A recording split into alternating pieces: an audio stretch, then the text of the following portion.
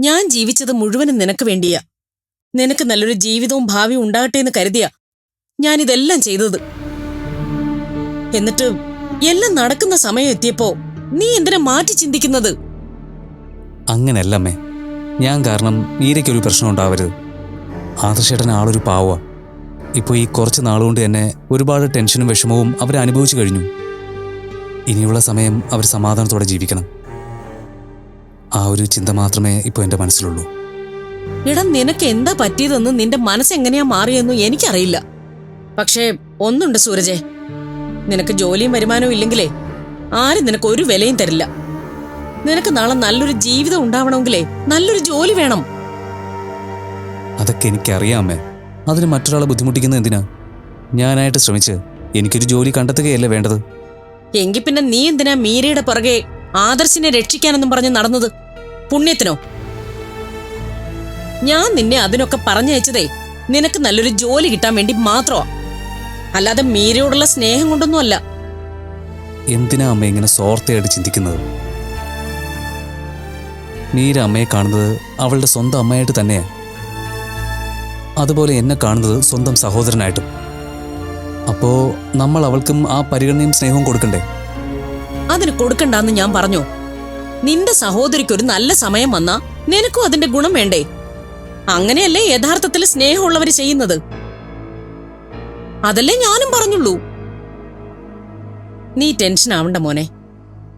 നിന്നെ അവിടെ ജോലിക്ക് കയറ്റുന്ന കാര്യം ഞാൻ ഏറ്റു. അതിന് വേണ്ടത് എന്താണെന്നേ എനിക്ക് നന്നായിട്ടറിയാം. അതല്ലമ്മേ, ആ അഭിരാമിക്ക് എന്നെ തീരെ ഇഷ്ടമല്ല. പിന്നെ ആദർശേട്ടൻ എനിക്ക് അവിടെ ജോലി തന്ന അവര് പ്രശ്നം ഉണ്ടാക്കുന്നുള്ള കാര്യത്തിൽ യാതൊരു സംശയവും വേണ്ട. അങ്ങനെ അവള് പ്രശ്നം ഉണ്ടാക്കിയാ ഉണ്ടാക്കട്ടെ. അതൊക്കെ നോക്കിയാൽ നമുക്ക് ജീവിക്കാൻ പറ്റില്ല. എനിക്ക് വേണ്ടി ആദർശേട്ടന്റെ വീട്ടിലൊരു പ്രശ്നം ഉണ്ടായാൽ അത് ബാധിക്കുന്നത് മീരയാണ്. അവള് കാരണമാണ് ഇതൊക്കെയെന്ന് ആ അഭിരാമി സ്ഥാപിച്ചെടുക്കും. അത് പാടില്ലമ്മേ. നിന്നെ എങ്ങനെ കാര്യങ്ങൾ പറഞ്ഞ് മനസ്സിലാക്കുമെന്ന് എനിക്കറിയില്ല. ഈശ്വരനായിട്ടൊരു അവസരം തരുമ്പോ നമ്മളത് മുതലാക്കണം. അങ്ങനെയാ ബുദ്ധിയുള്ളവര് ചെയ്യുന്നത്. അല്ലാതെ ലോകത്തുള്ളവരെ എല്ലാവരെയും നന്നാക്കിയ ശേഷം എനിക്കൊരു ജീവിതം മതിയെന്നും പറഞ്ഞിരുന്നാലേ അങ്ങനെ ഇരിക്കത്തേ ഉള്ളൂ. അമ്മ പറയുന്നത് എന്നോടുള്ള സ്നേഹം കൊണ്ടാണെന്നും അമ്മയുടെ മനസ്സിൽ എൻ്റെ ഭാവിയെക്കുറിച്ചുള്ള ചിന്തയാണെന്നും എനിക്കറിയാം. പക്ഷേ എനിക്കിപ്പോൾ അമ്മ ചിന്തിക്കുന്നത് പോലെ സ്വാർത്ഥമായിട്ട് ചിന്തിക്കാൻ സാധിക്കുന്നില്ല. സ്വന്തം കാര്യം പോലും മറ്റുള്ളവർക്ക് വേണ്ടി മാറ്റിവെക്കുന്ന മീരയെ പോലുള്ള ഒരാളെ ദ്രോഹിക്കാനും എനിക്ക് താല്പര്യമില്ല. ഇത്രയും വർഷം അവൾ എനിക്ക് അന്യയായിരുന്നു. പക്ഷേ ഇപ്പോൾ ഞാൻ മീരയെ സ്വന്തം സഹോദരിയായിട്ട് സ്നേഹിക്കുന്നുണ്ട്. അതുകൊണ്ട് തന്നെ അവൾക്ക് ഞാൻ കാരണം ഒരു ദ്രോഹമുണ്ടാവുമെന്ന് തോന്നിയ ആ വഴി മാറി നടക്കാനാ ഞാൻ ആഗ്രഹിക്കുന്നത്. നീയേ വലിയ വർത്താനമൊന്നും പറയണ്ട. എന്താ വേണ്ടതെന്ന് എനിക്കറിയാം. ഞാൻ പറയുന്നത് പോലെ എന്റെ മോനങ്ങ് അനുസരിച്ചാ മാത്രം മതി.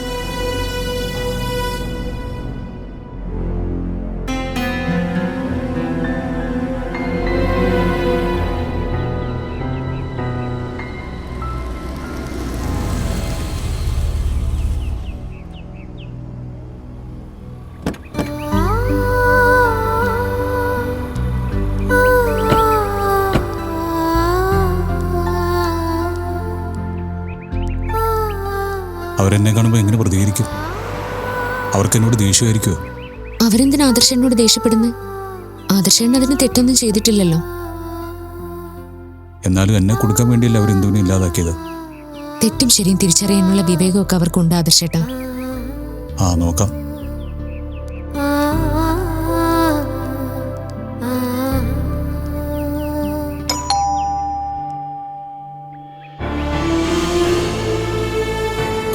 മോളായിരുന്നു. വാ, ഇരിക്കി.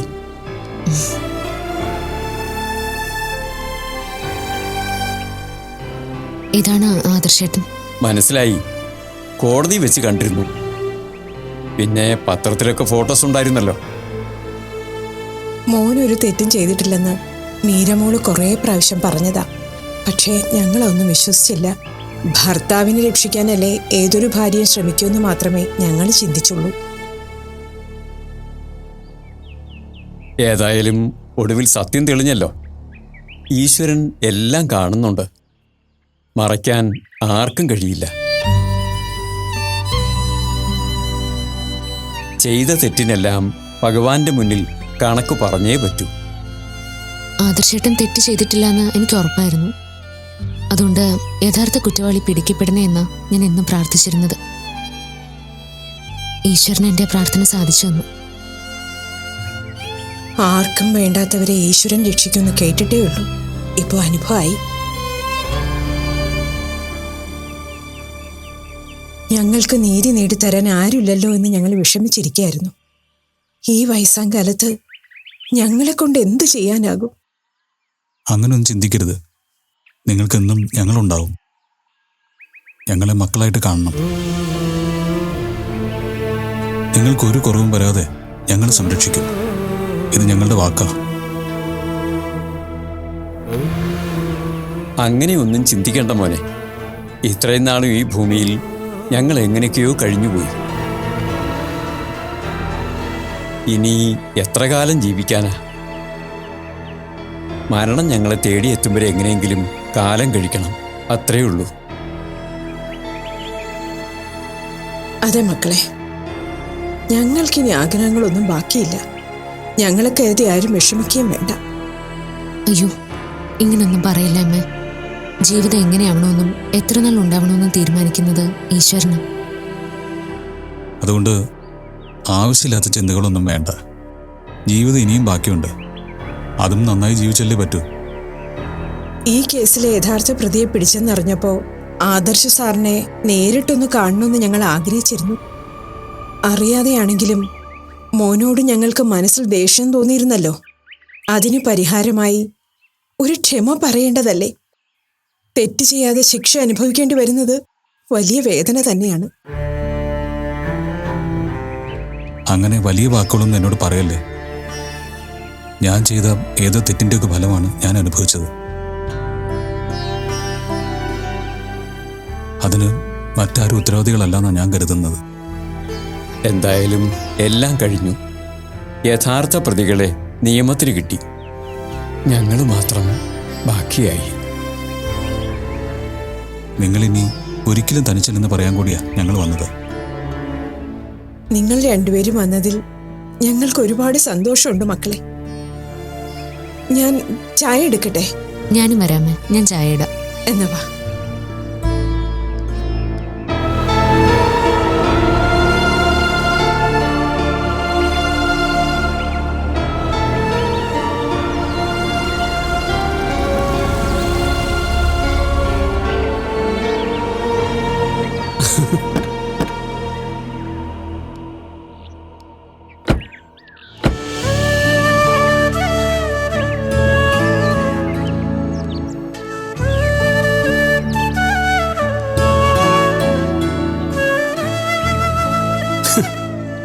മീരമോളെ, ഒട്ടും പ്രതീക്ഷിക്കാത്ത വരാണല്ലോടി. മുത്തശ്ശിയെ കാണണമെന്ന് മീര പറയുമ്പോഴൊന്നും എനിക്ക് കൊണ്ടുവരാൻ സാധിച്ചിരുന്നില്ല. അതാ ഇപ്പൊ തിരിച്ചു വന്ന ഉടനെ ഒരു കാര്യവും പെൻഡിങ് വെക്കാതെ ചെയ്തേക്കാന്ന് കരുതിയത്. അമ്മ ഇവിടെ ഉണ്ടായിരുന്നത് നന്നായി. അതുകൊണ്ടല്ലേ നിങ്ങൾ ഇപ്പൊ ഇങ്ങോട്ട് വന്നതും ഞങ്ങൾക്ക് നിങ്ങളെ കാണാൻ പറ്റിയതും. അല്ലെങ്കിൽ വരില്ലായിരുന്നല്ലോ. അങ്ങനെയൊന്നുമില്ല. അമ്മാവനെ അമ്മായിയും കാണാൻ അല്ലെങ്കിലും ഞങ്ങൾ വരും. അതെ, ധന്യ വെറുതെ തമാശ പറഞ്ഞതാ. നിങ്ങളത് കാര്യമാക്കണ്ട. അത്തേക്ക് വാ.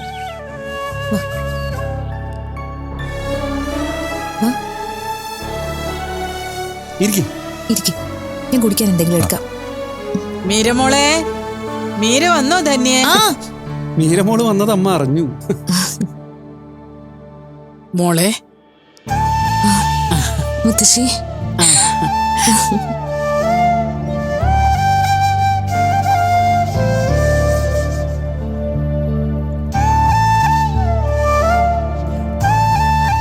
ഇരിക്കും മോളെ. ഇരിക്കും. ആദർശമോന്റെ കാര്യം പറയാത്ത ഒരു ദിവസം പോലും ഈ വീട്ടിലുണ്ടായിരുന്നില്ല. ഒരു തെറ്റും ചെയ്യാതെ ശിക്ഷ അനുഭവിക്കേണ്ടി വരുന്നതാണ് ഈ ലോകത്തിലെ ഏറ്റവും വലിയ ദുരിതം. അതിൽ നിന്നും മോനെ രക്ഷിക്കണമെന്ന് ഞാൻ എന്നും ഭഗവാനോട് പ്രാർത്ഥിക്കുമായിരുന്നു. ആ പ്രാർത്ഥനയ്ക്കെല്ലാം ഫലമുണ്ടായി മുത്തശ്ശി. നമ്മൾ ശ്രമിച്ചിട്ട് ഒന്നും നടക്കാതെ വന്നപ്പോ ഈശ്വരൻ സഹായിച്ച പോലെ തന്നെയല്ലേ പോലീസിന് സത്യം മനസ്സിലായത്. അതെ, അതൊക്കെ ഈശ്വരാനുഗ്രഹം തന്നെയാണ്. എനിക്കിടയ്ക്ക് മോളെ വന്ന് കാണണമെന്ന് ആഗ്രഹമുണ്ടായിരുന്നു. പക്ഷെ മോളെ എന്തു പറഞ്ഞ് ആശ്വസിപ്പിക്കണമെന്ന് എനിക്കറിയില്ലായിരുന്നു. എന്നാലും ജീവിതത്തിലെ എല്ലാ പ്രതികൂല സാഹചര്യങ്ങളെയും തരണം ചെയ്യാൻ ഭഗവാൻ മീരമോൾക്ക് ശക്തി തരുമെന്ന് എനിക്കറിയായിരുന്നു. അതെ മുത്തശ്ശി, ഭഗവാന്റെ ആ ഒരു കാരുണ്യത്തിൽ മാത്രം ഞാൻ ഇത്രയും നാളും പിടിച്ചു നിന്നത്. ഭഗവാന്റെ അനുഗ്രഹം ഇല്ലായിരുന്നെങ്കിൽ ഞാൻ എന്നെ തളർന്നു പോയേനെ.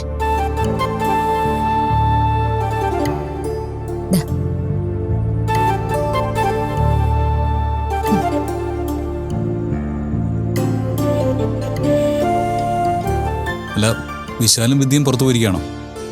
മീരയെ സഹായിക്കാൻ വേണ്ടി ടൂറൊക്കെ നിർത്തിവെച്ച് വിശാലിങ് വന്നിരുന്നു. ആദർശ് ഇറങ്ങിയത് അറിഞ്ഞു കഴിഞ്ഞപ്പോൾ തന്നെ അവൻ തിരിച്ചു പോവുകയും ചെയ്തു. വിശാലും സൂര്യജുല സഹായത്തിനുണ്ടെന്ന് മീര പറഞ്ഞിരുന്നു. പക്ഷെ വിശാല് തിരികെ പോയത് ഞാൻ അറിഞ്ഞില്ല. അവൻ ഏതോ ഒരു പരിചയക്കാരൻ്റെ വീട്ടിൽ അവൻ്റെ വണ്ടിയും സാധനങ്ങളൊക്കെ വെച്ചിട്ട് വന്നതേ. ആദർശിനെ കാണാൻ വരണമെന്ന് അവന് ആഗ്രഹം ഉണ്ടായിരുന്നു. എങ്കിലും കുറച്ച് നാളിന് ശേഷം വീട്ടിൽ വന്നതിൻ്റെ തിരക്ക് ആദർശനും ഉണ്ടായിരിക്കുമല്ലോ.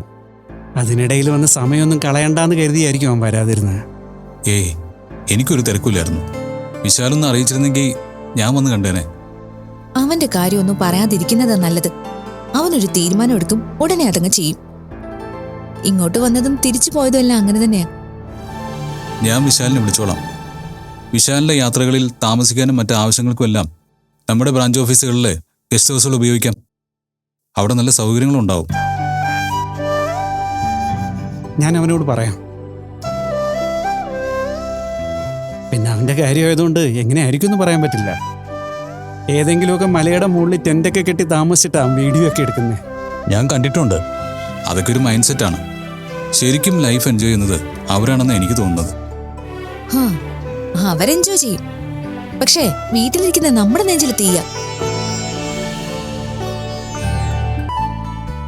വിദ്യയുടെ റിസർച്ചൊക്കെ കഴിയാറായില്ലേ? 5-6 മാസത്തിനുള്ളിൽ കഴിയുമെന്നൊക്കെ പറയുന്നു. അത് കഴിഞ്ഞിട്ടേ വിവാഹത്തെക്കുറിച്ച് സംസാരിക്കാവൂ എന്ന് പറഞ്ഞിരിക്കുക. അതാ നല്ലത്. വിവാഹമൊക്കെ ഇൻഡിവിജ്വൽ ചോയ്സ് അല്ലേ. ആരെയും നിർബന്ധിക്കാതിരിക്കുന്ന നല്ലത്. അത് ആദർശ് പറഞ്ഞാ ശരി.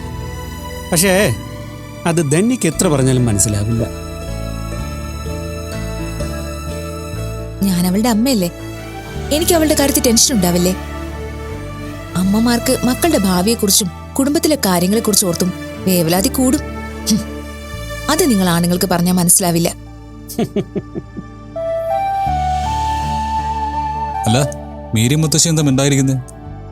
അവർക്ക് സംസാരിക്കാൻ വേറെ ഒരുപാട് കാര്യങ്ങൾ ഉണ്ടാവും. അതിപ്പോ രണ്ടുപേരും കൂടി മുറി പോയിരുന്ന് സംസാരിക്കാനും തുടങ്ങും, അല്ലേ അമ്മേ? അങ്ങനെയാണെങ്കിലേ നിങ്ങൾ പോയി സംസാരിച്ചോ. വെറുതെ ഞങ്ങളെ ശല്യം ചെയ്യുന്നില്ല അല്ലെങ്കിലേ. പിന്നെ സമയമുണ്ടല്ലോ. നിങ്ങൾ ഇപ്പൊ വന്ന് കരുതല്ലേ ഉള്ളൂ. അതാ ഞങ്ങൾ ഇവിടെ തന്നെ ഇരുന്നത്. അല്ല, കുറച്ചു ദിവസം മുത്തശ്ശിക്ക് ഞങ്ങളുടെ കൂടെ വന്ന് നിൽക്കാറുന്നല്ലോ. അത് മീരയ്ക്ക് വലിയ സന്തോഷമായിരിക്കും. ആ, ഞാൻ വരാം മോനെ. എന്നാ ഇന്ന് തന്നെ ഞങ്ങളുടെ ഒപ്പം വന്നു. ഇന്ന് വേണ്ട, ഞാൻ പറയാം. കുറച്ച് ദിവസം കൂടി കഴിയട്ടെ. ആദർശമോൻ വീട്ടിലേക്ക് എത്തിയതല്ലേ ഉള്ളൂ. മുത്തശ്ശിയുടെ ഇഷ്ടം പോലെ ചെയ്യാം. കമ്പനിയുടെ കാര്യങ്ങളൊക്കെ ആകെ താറുമാറായിട്ടുണ്ടാവും അല്ലേ? അങ്ങനെ വരാൻ വഴിയില്ല. മീര ഉണ്ടായിരുന്നല്ലോ, പിന്നെ അമ്മയും ശ്രദ്ധിക്കുന്നുണ്ടായിരുന്നു. ഇടയ്ക്കൊരു ക്രൈസിസ് ഉണ്ടായപ്പോൾ വിശാലടക്കം എല്ലാവരും സഹായിച്ചുകൊണ്ട് വലിയ പ്രശ്നങ്ങളൊന്നും ഉണ്ടാവാതെ രക്ഷപ്പെട്ടു. അതാണ്, പരസ്പരം സഹായിച്ചും സഹകരിച്ചും എല്ലാവരും ഒന്നിച്ചുണ്ടെങ്കിൽ അത് നല്ല കാര്യ.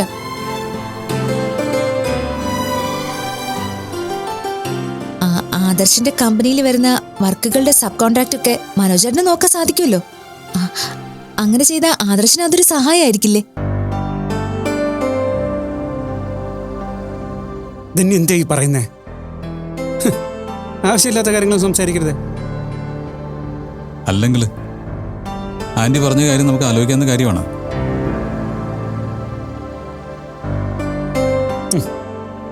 അതിനൊക്കെ കമ്പനിയുടെ ചില രീതികളും പോളിസിയും ഒക്കെ ഉണ്ടാവില്ല ആദർശ. ഇതൊന്നും ആലോചിക്കാതെ തന്നെ ഓരോന്ന് പറയുന്നത്. ആദർശമൊന്നും കാര്യമാക്കണ്ട. അങ്ങനെയല്ലെങ്കിലേ, ഇതൊക്കെ നമ്മൾ ഉണ്ടാക്കുന്ന പോളിസികളല്ലേ. നമ്മുടെ ആവശ്യങ്ങൾക്ക് വേണ്ടി അതൊക്കെ മാറ്റി ചിന്തിക്കാൻ നമ്മൾ തയ്യാറാവണം. കമ്പനിയും പോളിസിയും പണവും പതിവൊന്നും അല്ല. ബന്ധങ്ങളും സ്നേഹവും ഒക്കെ തന്നെ വലുത്. ആദർശമോൻ ആ പറഞ്ഞത് വളരെ ശരിയാ. കുടുംബ ബന്ധങ്ങൾക്കും സ്നേഹബന്ധങ്ങൾക്കും അപ്പുറം വേറൊന്നുമില്ല. എല്ലാവരും അങ്ങനെ ചിന്തിച്ചാ ഈ ലോകം ശരിക്കും സ്വർഗം തന്നെ മാറും.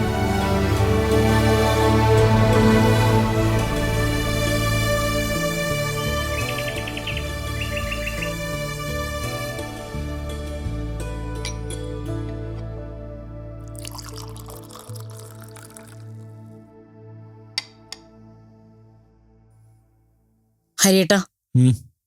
ഈ തിരക്കിനിടയ്ക്ക് ആദർശിനും മീരയ്ക്കും മനോജിന്റെ വീട്ടിൽ പോണ്ട വല്ല ആവശ്യം ഉണ്ടായിരുന്നോ? സാവിത്രി അമ്മയെ കാണാൻ വേണ്ടി പോയതായിരിക്കും ബീനെ. അതിന് താനെന്തിനാ ടെൻഷൻ ആവുന്നേ? ആ ധന്യയുടെ സ്വഭാവം ഹരിയേട്ടന് അറിയാവുന്നതല്ലേ. ഒരു 5 മിനിറ്റ് കിട്ടിയാ അവള് നമ്മുടെ കുറ്റം പറഞ്ഞു കൊടുക്കും. മീരയ്ക്കത് മനസ്സിലാവും. പക്ഷെ ആദർശിന്റെ കാര്യം അങ്ങനെ അല്ലല്ലോ. വെറുതെ എന്റെ കുറ്റം പറയുന്നത് കേട്ടാ നമ്മുടെ കുടുംബത്തെക്കുറിച്ച് ആദർശ് എന്ത് കരുതും? ധന്യ അങ്ങനെ ചെയ്യുമെന്ന് എനിക്ക് തോന്നുന്നില്ല. പിന്നെ അവിടെ മനോജും വിദ്യയും സാവിത്രി അമ്മയൊക്കെ ഉണ്ടല്ലോ. ധന്യ എന്തെങ്കിലും പറയാൻ തുടങ്ങിയാൽ അവരത് വേണ്ട രീതിയിൽ തടഞ്ഞോളും. ഇനി മീരയോട് പറയണം കഴിവതും അങ്ങോട്ട് പോരുതെന്ന്. അതെങ്ങനെ ശരിയാവും? മീരയുടെ മുത്തശ്ശിയോ അമ്മാവനോ ഒക്കെ അവിടെയല്ലേ. അവരുമായുള്ള ബന്ധം പാടില്ലെന്ന് മീരയോട് പറയാൻ പറ്റുമോ? ആരെങ്കിലും അവിടെ പോയാലോ അവിടുന്ന് ആരെങ്കിലും ഇങ്ങോട്ട് വന്നാലോ എന്തെങ്കിലും പ്രശ്നം ഉണ്ടാവുമെന്ന് ഉറപ്പാ. അവർക്ക് എന്തെങ്കിലും നഷ്ടം വന്നാ അത് നമ്മൾ ഉണ്ടാക്കുന്നു എന്നാ ധന്യയുടെ വിചാരം. അതും പോരാഞ്ഞിട്ടും അവൾക്കാണെങ്കിൽ ജ്യോത്സ്യന്മാരുടെ അടുത്തുനിന്ന് മാറാനും സമയമില്ല. ധന്യ പോയി കാണുന്നതില് എത്ര പേര് കള്ളന്മാരാണെന്ന് ആർക്കറിയാം? അവര് പറയുന്നത് കേട്ട് ധന്യ നമുക്ക് ദോഷം വരുന്ന രീതിയിൽ എന്തെങ്കിലും പൂജകളോ മന്ത്രവാദങ്ങളോ ഒക്കെ ചെയ്താലോ? കൂടോത്രം തിരിച്ചടിക്കുമെന്ന് പറയുമെങ്കിലും കുറെയൊക്കെ നമുക്കും കിട്ടില്ലേ? എടോ, താനിത് എന്തൊക്കെയാ ചിന്തിച്ചു കൂട്ടുന്നത്? ധന്യ അങ്ങനെയൊന്നും ചെയ്യുന്ന ആളല്ല. അല്ലെന്ന് ഹരിയേട്ടൻ എന്താ ഉറപ്പ്? ധന്യ ഓരോന്നും ഏതൊക്കെ രീതിയിൽ ചിന്തിക്കുമെന്നും പെരുമാറുമെന്നും ഏകദേശം ഒരു ധാരണ എനിക്കുണ്ട്. അതുകൊണ്ടാ ഞാനിതൊക്കെ പറയുന്നത്. എന്തായാലും ആദർശ് മീരമോളും പോയല്ലോ. ഇനിയിപ്പോ ആ കാര്യത്തിൽ നമുക്കൊന്നും ചെയ്യാൻ കഴിയില്ല. ഇന്നാൾ ആദർശിന്റെ വീട്ടിൽ വെച്ചുണ്ടായ സംഭവം ഹരിയേട്ടൻ ഓർമ്മയുണ്ടല്ലോ. അവിടെ ആദർശിന്റെ ബന്ധുക്കൾ ആരെങ്കിലും ഉണ്ടായിരുന്നെങ്കിൽ എന്തൊരു ചീത്തപ്പേരായനെ. അത് ധന്യയുടെ മാത്രം കുറ്റമായിരുന്നില്ല ബീനെ. താനും ഒട്ടും വിട്ടുകൊടുക്കാതെ നന്നായിട്ട് വഴക്കുണ്ടാക്കിയിരുന്നു. ആരെങ്കിലും ഒരാൾ ക്ഷമിക്കാൻ തയ്യാറായിരുന്നെങ്കിൽ പ്രശ്നം തന്നെ ഒഴിവാക്കായിരുന്നു. നമ്മുടെ മീരയോട് എന്റെ കുറ്റങ്ങൾ, അത് ഞാൻ മനസ്സാ വാചാ ചിന്തിക്കാത്ത കുറ്റങ്ങൾ പറഞ്ഞു കൊടുക്കുന്നത് കേട്ടാ ഞാൻ മിണ്ടാതിരിക്കണോ? നമ്മളൊക്കെ സാധാരണ മനുഷ്യരാ. എത്രയൊക്കെ ശ്രമിച്ചാലും ചില സ്ഥലങ്ങളിൽ പ്രതികരിച്ചു പോവും. ഹരിയേട്ടന്റെ മീരയുടെ അത്ര സഹനശക്തി ഒന്നും എനിക്കില്ല. അല്ലെങ്കിലും ധന്യയുടെ അടുത്ത് അങ്ങനെ ക്ഷമിച്ചും സഹിച്ചു നിൽക്കേണ്ട കാര്യമൊന്നുമില്ല. 1ന് 10 എന്ന കണക്കിൽ തിരിച്ചു കിട്ടുമെന്ന് അറിഞ്ഞാലേ അവൾ കുറച്ചെങ്കിലും അടങ്ങും. സത്യം പറയാലോ, ഇന്ന് ആദർശം മീര അവിടെ പോയതില് എനിക്ക് നല്ല ടെൻഷനുണ്ട്. എന്തിന്? ഇനി എന്തു പറഞ്ഞാ അവൾ അലമ്പും വഴക്കും ഉണ്ടാക്കാൻ പോകുന്നതെന്ന് നമുക്കറിയാൻ സാധിക്കില്ലല്ലോ. എപ്പോഴെങ്കിലും പ്രതീക്ഷിക്കാത്തൊരു സമയത്ത് അന്ന് ആദർശം മീരയും വന്നപ്പോ അങ്ങനെ പറഞ്ഞു ഇങ്ങനെ ചെയ്തു എന്നൊക്കെ പറഞ്ഞോണ്ട് വരും. അതപ്പോഴല്ലേ. അങ്ങനെ ഒരു വഴക്ക് വന്നാൽ നമുക്ക് ആ സമയത്ത് നോക്കാം. ഇപ്പൊ താൻ ഓരോന്ന് ആലോചിച്ചു കൂട്ടി ടെൻഷൻ ആവാതിരിക്കും.